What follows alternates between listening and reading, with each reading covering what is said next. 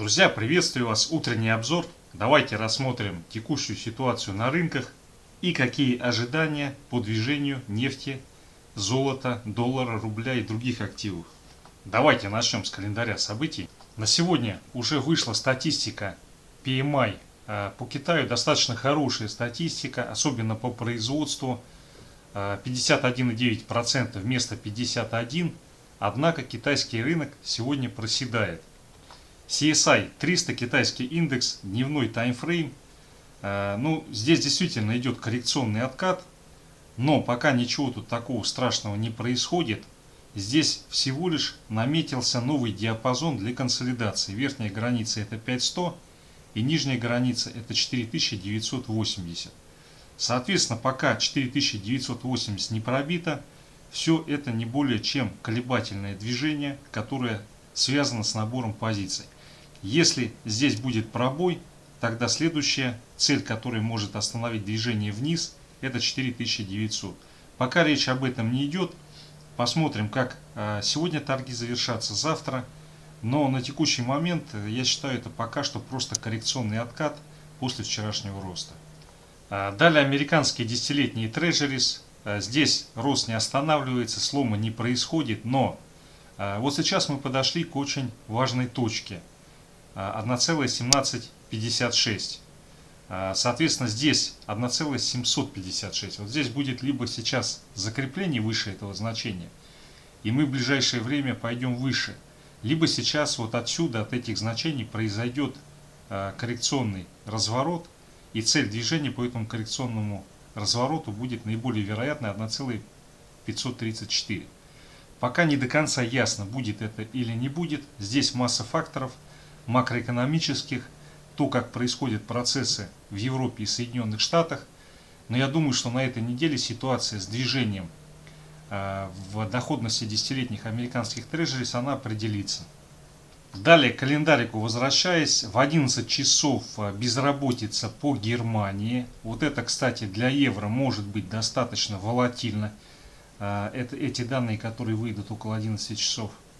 И 12 часов индекс потребительских цен. Вот это тоже достаточно интересная статистика, потому что, ранее действительно, то есть индекс потребительских цен и инфляция, это был один из ключевых параметров, по которым определялась политика центробанков и, соответственно, как между собой коррелируют валюты разных стран.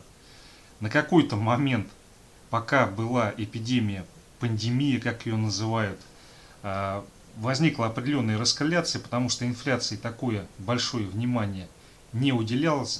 Считалось даже и считается, что это хорошо, когда инфляция есть, это приводит к росту экономическому. Но на самом деле сейчас в последнее время начала развиваться инфляция, которая не является стимулом для экономического роста. Это инфляция издержек. И поэтому здесь, в общем-то, очень важно, как ЕЦБ будет реагировать на вот эти данные. Я так подозреваю, если будет выше 1,3%, они будут, наверное, предпринимать какие-то действия, которые связаны будут с попыткой снизить монетарными методами и фискальными в дальнейшем уровень инфляции. И здесь вполне возможно, если вот этот показатель выйдет больше 1,3%, действия ЕЦБ на среднесрочной перспективе приведут к тому, что евро попытаются укрепить. Так, дальше 15.15 США, данные занятых в несельхозсекторе. Ждем движений в S&P и в индексе доллара. Так, далее 17.00 индекс незавершенных продаж на рынке недвижимости. Вот, соответственно, здесь тоже наметился откат. Если сильно отрицательное значение будет, который будет превышать минус 2,9%, то вполне вероятно мы можем на рынке увидеть распродажи. И 17.30 запасы сырой нефти. Про нефть мы сейчас отдельно поговорим, какие здесь возможны варианты развития событий. Так, друзья, вот я еще вчера публиковал такой график. Глобальный показатель корпоративного дефолта. Что здесь примечательно в этом графике? Обычно все движения, которые развиваются наверх, они имеют достаточно существенное развитие плата, с которого происходит выстрел. Вот. Здесь у нас такого плата не было. То есть выстрел он произошел сразу, а плата, в отличие от всех этих самых предыдущих случаев, которые мы здесь можем наблюдать, его не возникло. То есть сразу произошло возмущение системы, и с моей точки зрения такие движения, они в той или иной степени приведут к тому, что будет в обозримом будущем нарисован второй пик. Вопрос только, какой он будет. Он будет небольшой или он будет значительно больше этого. Вот. И исходя из этого, я думаю, какие-то колебания и даже потрясения на рынках мы увидим. Изначально я опирался на то, что вот это событие, оно произойдет в апреле 2021 года, потому что окончание там налогового периода в Соединенных Штатах. Под это дело могли что-то такое сделать. Вот. Сейчас перенесли отчетность, по-моему, на середину мая, если не ошибаюсь. Вот. Ну и здесь, с одной стороны, как бы получается, оттащили час X, когда может система выйти из равновесия. С другой стороны, как говорят, sail in May and go away. И поэтому здесь пока не до конца ясно, как перенос этого события на май, он в совокупности повлияет на состояние рынков. Но уже сейчас мы с вами видим, начинают происходить процессы, в частности банкротство южнокорейского хедж-фонда. Здесь я так думаю, что всегда есть какие-то, ну скажем так, технические моменты, есть фундаментальные моменты. Технические моменты, они заключаются в том, что события чем-то инициируются. Фундаментальные моменты заключаются в том, что хворост высушен и все готово. Вот то, что произошло с корейским фондом, кто-то скажет, они заигрались. Но я думаю, здесь дело не в том, что заигрались, дело в том, что все готово. И так или иначе, одно за другим будет что-то происходить, лопаться, банкротиться и так далее. И этот процесс, он связан не с какими-то там деривативами или SFD, это всего лишь инструменты, это связано с устройством, экономикой. Любой кризис – это кризис перепроизводства, что нужно сломать те мощности, которые не нужны, неэффективны, и создать новые мощности. Соответственно, то, что мы видим, это отражение тектонических фундаментальных мировых сдвигов. Но это будут потом писать в учебниках по экономике. Сейчас все внимательно смотрят, кто там как играется с SFD, с деривативами, еще с чем-то. Так, друзья, далее ковидный мониторинг. Здесь все достаточно хорошо, на мой взгляд. Даже вот эта кривая, которая вот здесь вот развивается, она сейчас пытается сломаться и сходить пониже. Здесь пошел откат новых случаев в развитых странах. Единственное, в Соединенных Штатах сейчас есть заминка. Поступают всевозможные слухи, информация о том, что в Соединенных Штатах сейчас будет еще одна волна роста. Я думаю, это очень преувеличено.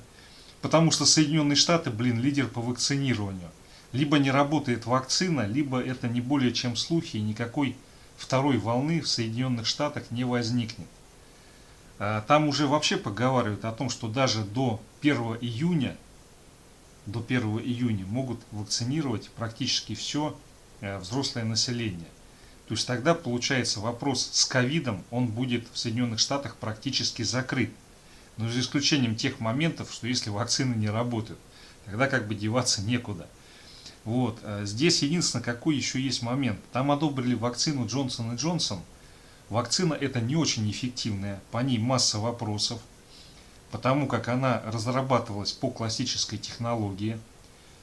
И, соответственно, использование этой вакцины, оно может, во-первых, создать завышенные ожидания, во-вторых, вызвать негатив по отношению к использованию вакцин. Потому что эффективность этой вакцины ниже, чем у Модерна и Pfizer.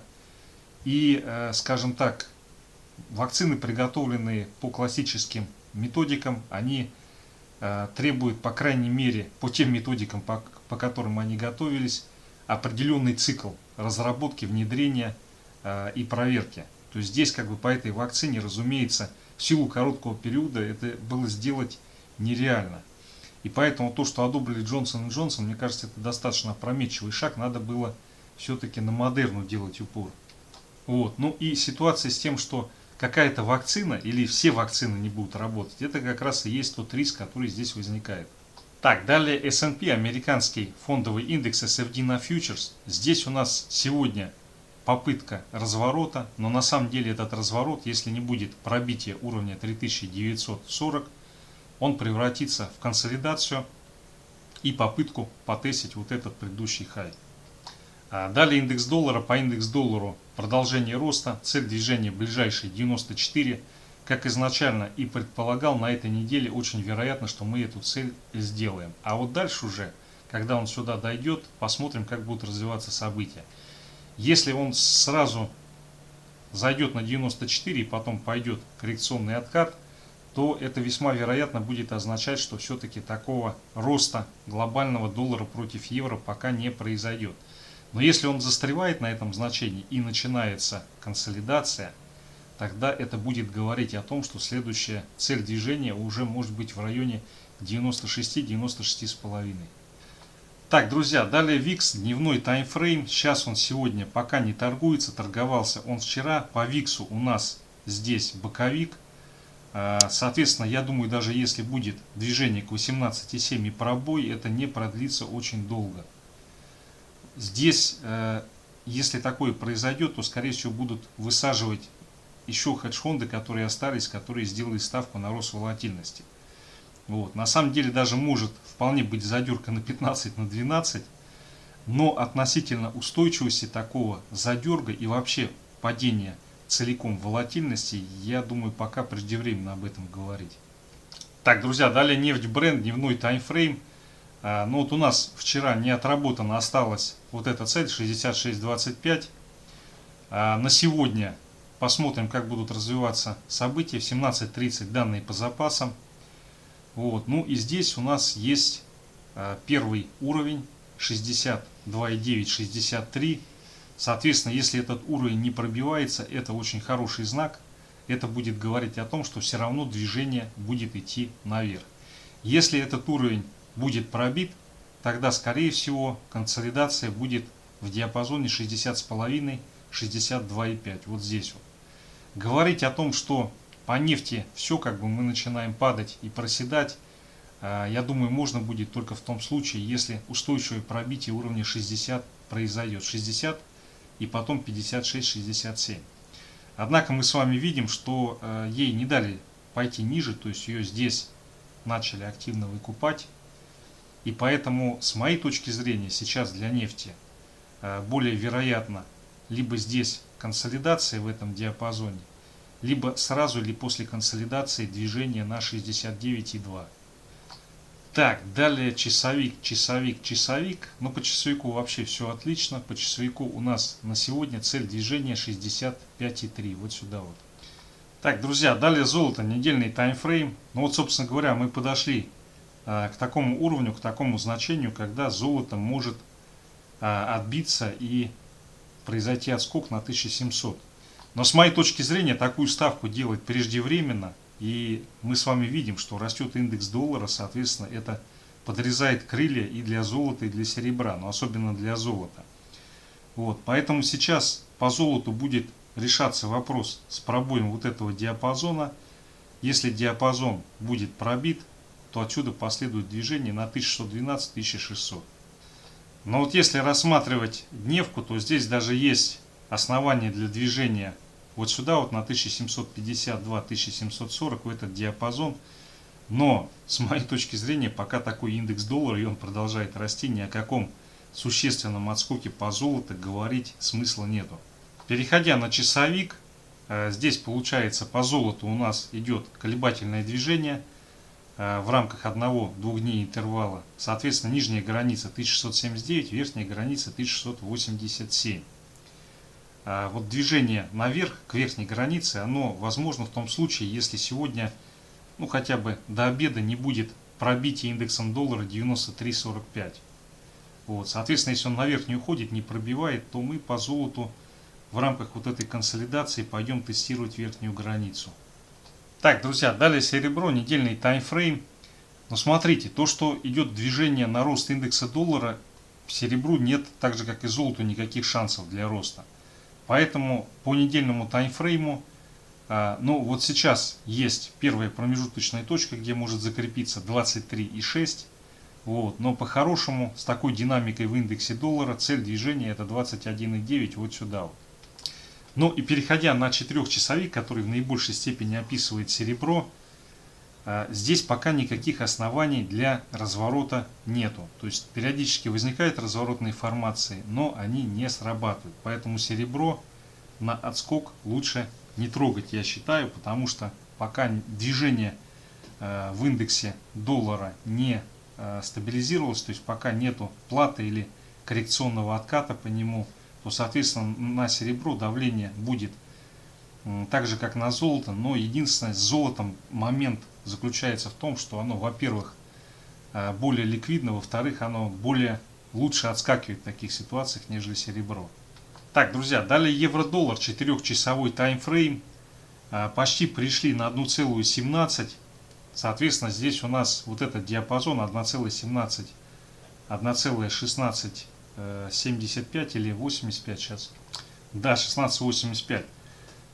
Вот здесь, если сейчас начинается в этом диапазоне консолидация, то высока вероятность того, что отсюда сформируется отскок с целью 1,1770. Если здесь консолидации проторговки не возникает, то у нас есть первая цель, это 1,1634, а по-хорошему лететь ему на 1,16.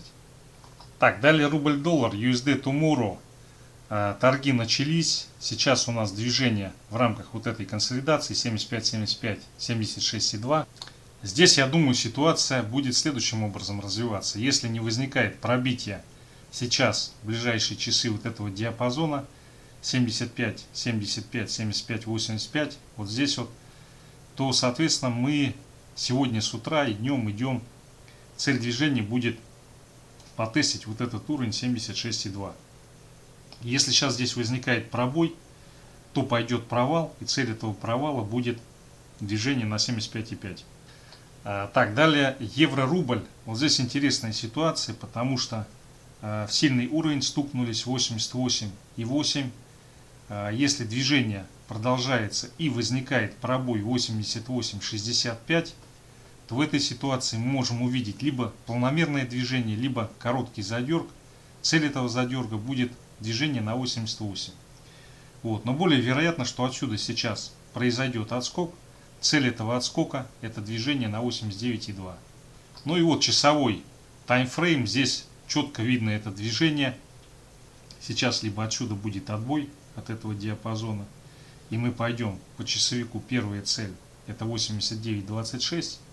И потом, соответственно, возможно, разовьется движение, цель которого будет на 90. Вот. Если здесь пробой, то все как бы уходим искать на 88 дно.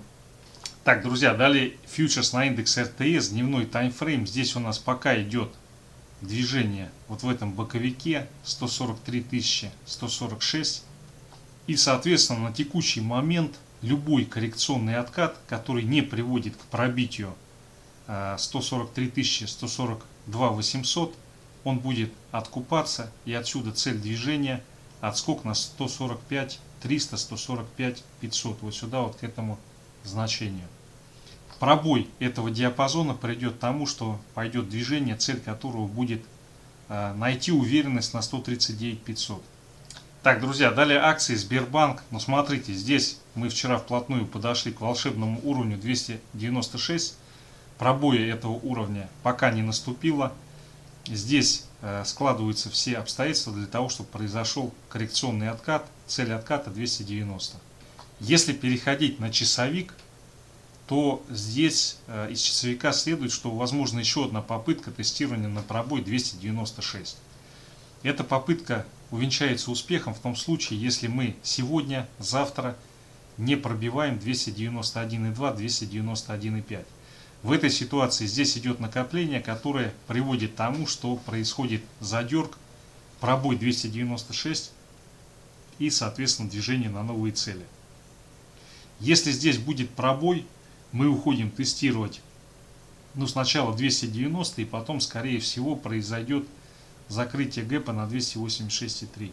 Текущая ситуация, я думаю, здесь надо подождать, как будут развиваться события, будет ли на открытии пробитие 294 или пойдет движение в район 292-291,5. Посмотреть, как эти уровни будут отрабатываться, будут ли они пробиты или нет. Соответственно, пробитие вот этого уровня весьма вероятно приведет к движению на 290. Если возникает движение наверх и пробой 292, то у нас цель движения тестит 296. Так, друзья, далее Норильский никель. У Норильского никеля стратегическая задача — это закрепиться выше 22 800. Если он здесь закрепляется, то дальнейший рост с первой целью на 24 400 и выше будет продолжаться. Если он здесь не закрепляется, то весьма вероятно он откатится сначала в этот диапазон, а пойдет тестить 20 950. Здесь по Норникелю ситуация очень простая. Несмотря на весь этот обвал и пробитие сильных уровней, его здесь активно выкупили. Ну и переходя на 4-часовик, если возникает сегодня пробой 23 500, 23 400, 23 500, то у нас на сегодня цель движения уже будет потестить вот это максимальное значение 24 500. Если идет движение вниз и возникает пробой 22 800, 22 750, то здесь будет либо короткий задерг на 22 150, либо ломается вот этот восходящий тренд, и он уходит консолидироваться в этом диапазоне. Так, друзья, далее Газпром, дневной таймфрейм. Ну, смотрите, здесь у нас потестили 230, после этого пошел коррекционный откат. Здесь есть уровень 224,5. Если он будет пробит, то Газпром пойдет искать поддержку на 221, 220, вот сюда, к этому значению. Если здесь пробой не возникает, то мы сегодня-завтра идем повторно тестировать на пробой 230. В случае пробоя 230 у нас цель движения находится на 238,3, переписать вот этот максимум. Так, друзья, далее Лукойл. По Лукойлу был вопрос, много даже вопросов по Лукойлу. Дневной таймфрейм. Ну, здесь у нас по дневному таймфрейму попытка разворота исходить на 5950. Если переходить на 4-часовой таймфрейм, для Лукойла, с моей точки зрения, он в наибольшей степени описывает его движение, то здесь у нас получается разворотная формация. И, соответственно, от тех значений, на которых было вчера закрытие, весьма вероятно движение, цель этого движения, первое 6250. И если он начинает здесь проторговываться, набирать позиции, следующая цель — это тестирование и пробитие 6500, вот этого локального максимума, который здесь был. В каком случае это не произойдет? Это не произойдет, если будет коррекционный откат и пробитие 6050. В этой ситуации он пойдет тестировать 5950, и в случае пробоя этого значения он начнет проседать вот сюда вот. Если здесь пробой не будет, через какое-то время после консолидации наберет позу и отскочит. Так, друзья, далее ВТБ. ВТБ выстрелил, пошел рост. Обычно в конце финального движения тащат наверх ВТБ электроэнергетику. ВТБ вот пошел, стартанул. У ВТБ сейчас первая цель — это 4 копейки, и следующая цель движения — это 4,15 копейки, вот сюда вот на это значение. Это недельный график. Так, ну дневочка, дневной таймфрейм очень бодрая, то есть все здесь пробили, летим. Так, ну и вот давайте часовик посмотрим, он здесь наиболее интересен. Вот это движение вертикально-взлетное, оно сегодня продолжится, если на сегодняшний день у нас не будет пробития 3,95. Вот если этот уровень удержим, то будет лететь он как ракета. Если этот уровень не удержим, то отсюда возникает коррекционный откат, и цель этого отката — движение на 3,918, вот сюда вот. И вообще вот все это движение целиком, которое развилось, оно, скажем так, не будет сломано, коррекционные откаты будут выкупаться, пока не происходит пробитие значения 3,865. Так, друзья, далее Северсталь, масса вопросов, куда она улетит. Но она может улететь на 1,5 уже совсем чуть-чуть, может дойти до 1750. У нее важный уровень 1350. Пробитие этого уровня останавливает вот этот мощный рост, который пошел, это дневной таймфрейм. Если пробитие этого уровня не происходит, то куда она пойдет наверх, пока ясно не до конца. А если рассматривать более короткие движения, внутри 1-2 дней, часовой таймфрейм, здесь у нас с одной стороны попытка разворота и коррекционного отката, с другой стороны, если устоит 1460, то вот это все движение, которое наметилось на коррекционный откат, оно будет выкуплено и пойдет дальнейший рост. Если происходит пробой 1460, то у нас сразу идет движение, цель которого будет сходить на 1420. Вот сюда, к этому значению. Друзья, все основные инструменты. Спасибо за внимание. Успешных торгов.